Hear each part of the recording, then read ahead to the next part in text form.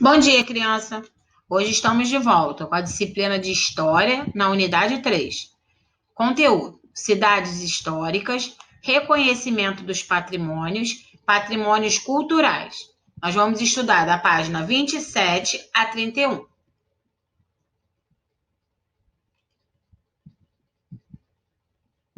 Coloca na página 27 para vocês acompanharem a leitura com a tia. Cidades históricas. Algumas cidades brasileiras são muito antigas, como São Vicente, no estado de São Paulo, Salvador, no estado da Bahia, Ouro Preto, no estado de Minas Gerais e Recife, no estado de Pernambuco. Elas foram fundadas no período em que o Brasil ainda pertencia ao Reino de Portugal. Isto é, nosso país era uma colônia administrada pelos portugueses. Essas cidades são conhecidas como cidades históricas.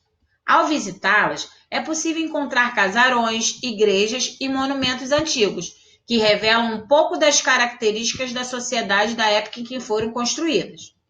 Além disso, temos a oportunidade de entrar em contato com obras de arte desse tempo, como pinturas e esculturas, que ornamentam diversas construções. Uma das marcas de muitas dessas cidades históricas são os sobrados coloniais. Eles eram construídos bem próximos um do outro, sem muita distância das ruas e sem espaço para as calçadas. Eles possuíam várias portas e janelas bem altas. Em alguns deles, havia pequenas sacadas de onde os moradores observavam o movimento das ruas. Observe a fotografia a seguir.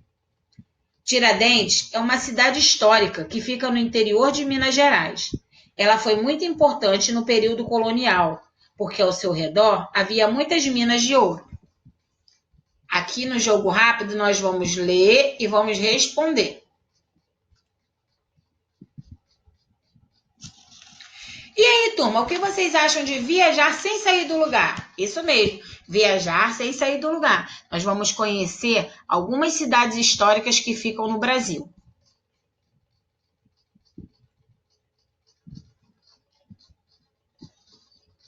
Paraty, no Rio de Janeiro. Famosa por suas lindas praias, a cidade de Paraty também apresenta uma arquitetura de tirar o fôlego. Suas ruas em paralelepípedo, cercada por construções antigas e igrejas bem conservadas, nos faz voltar no tempo. Ainda é possível jantar em restaurantes e bares que juntam as típicas comidas praianas com o charme da arquitetura local. Ouro Preto, em Minas Gerais. Talvez uma das cidades históricas mais conhecidas. Ouro Preto faz parte do circuito histórico de Minas Gerais. A cidade foi palco da Inconfidência Mineira. Abriga muitas obras de Aleijadinho, grande escultor e arquiteto brasileiro do século XVIII. Tombada como Patrimônio da Humanidade pela Unesco, Ouro Preto é uma obra-prima da arquitetura colonial brasileira. Em suas igrejas e museus, é possível conhecer um pouco mais sobre essa cidade tão importante para o Brasil.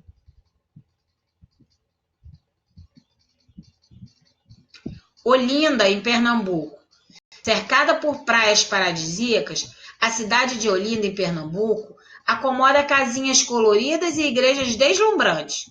O conjunto arquitetônico, juntamente com a cidade, foi declarado Patrimônio Histórico e Cultural da Humanidade pela Unesco, sendo o segundo centro histórico do país a receber tal título, logo após Ouro Preto. É considerada uma das localidades coloniais mais bem preservadas do Brasil.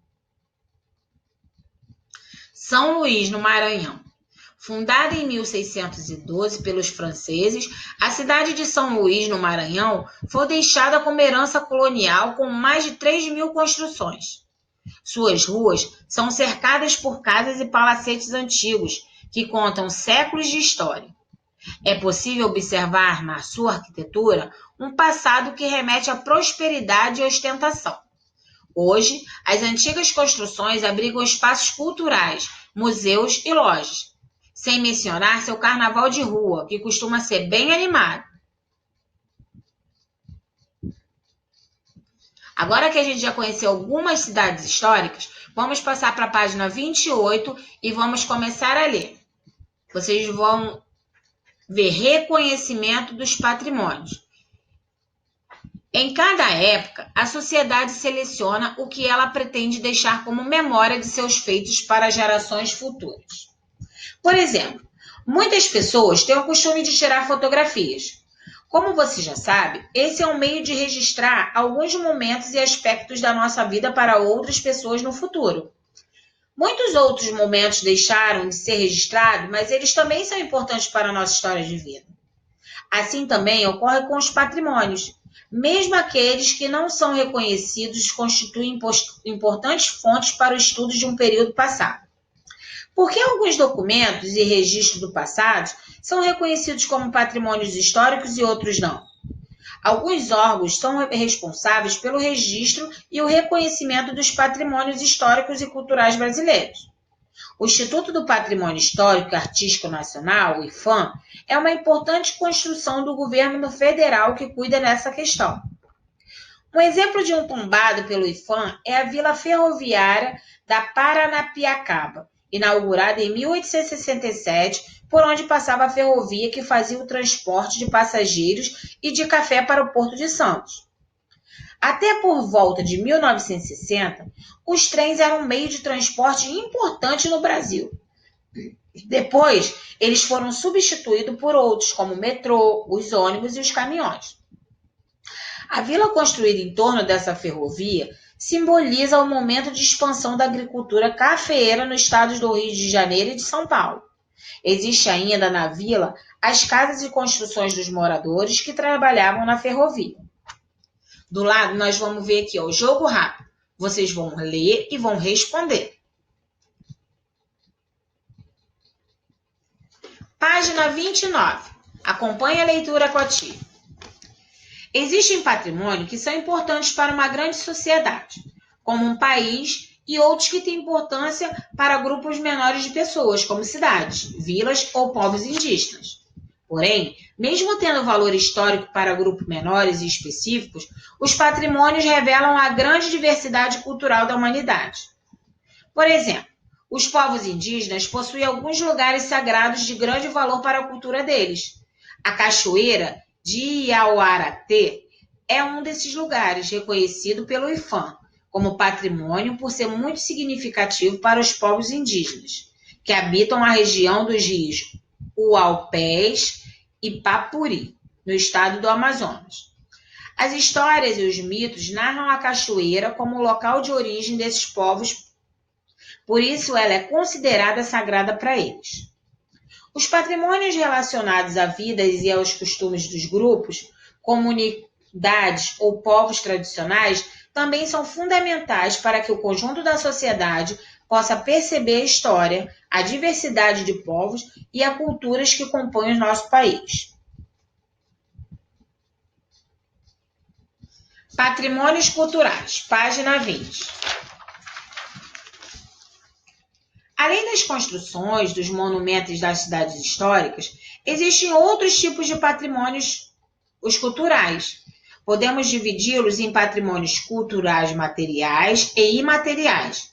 Veremos o que é cada um deles.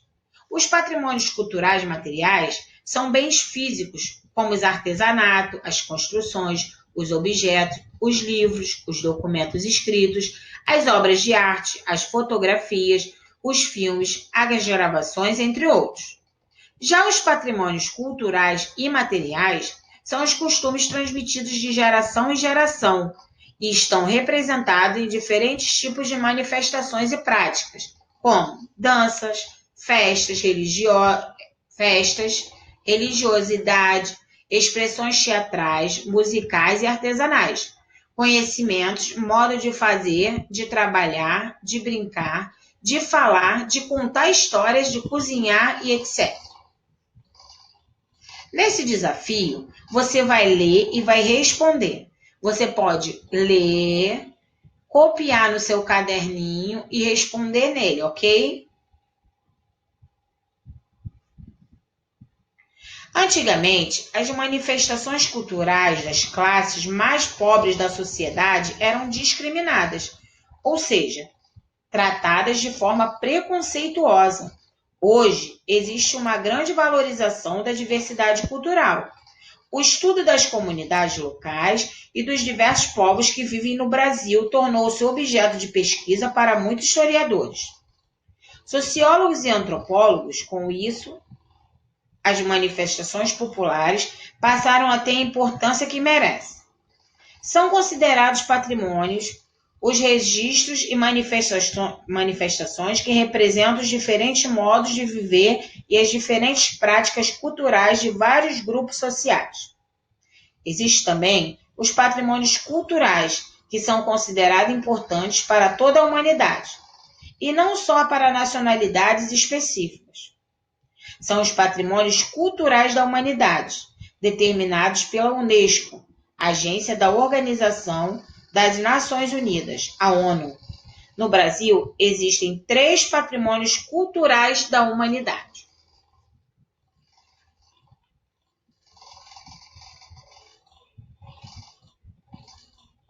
No jogo rápido, vai estar escrito assim, observe as imagens a seguir e escreva abaixo delas se representam um patrimônio cultural, material ou imaterial, de acordo com o que a tia leu para vocês. Se precisar, vocês vão ler de novo o texto e vão responder essa questão, ok?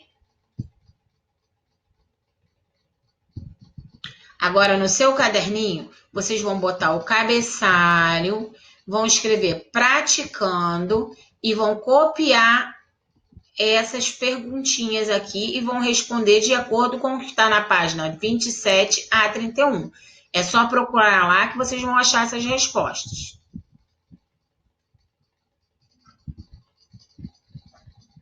Até o próximo vídeo, turma!